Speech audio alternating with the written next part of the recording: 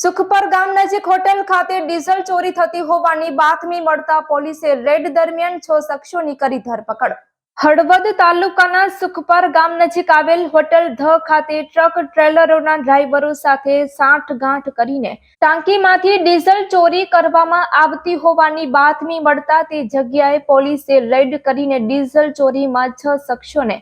રૂપિયા 20 લાખથી વધુ રકમનો મુદ્દામાલ સાથે ધરપકડ કરીને આગળની કાર્યવાહી હાથ ધરી છે। આ બાબતે વાત કરીએ તો હળવદ પોલીસ સ્ટેશનના હળવદ પીઆઈ ડીએમ ઢોલ તેની ટીમને બાતમી મળી હતી કે સુખપર ગામ નજીક કનૈયા હોટેલ ખાતે હોટલ માલિક તથા હોટલનો કામદાર ટ્રક અને ટ્રેલરના ડ્રાઈવરો સાથે મળીને ડીઝલ ચોરી કરે છે અને ટ્રક અને ટ્રેલરની ડીઝલની ટાંકીમાંથી ડીઝલની ચોરી કરી ડ્રાઈવરો પાસેથી ઓછી કિંમતે ડીઝલની ખરીદી કરી હોટલમાં સંગ્રહ કરતા હતા અને અલગ અલગ વાહનોમાં બજાર ભાવ કરતા ઓછી કિંમતે વેચી નાખે છે। જે બાતમીના આધારે હળવદ પોલીસે રેડ કરી ત્યારે જહેશભાઈ બાબુલાલ સિંધવ, કિશનભાઈ મગનભાઈ જાદવ તેમજ સરવણસિંહ ગૌસાસિંહ રાવત, કિશનસિંહ બાબુસિંહ રાવત, બલવીરસિંહ માંગુમસિંહ રાવત અને મદનસિંહ મોહનસિંહ રાવતને 115 લીટર ડીઝલ અને 2 ટ્રેલર મળી કુલ રૂપિયા 20,46,420 નો મુદ્દામાલ કબજે કરીને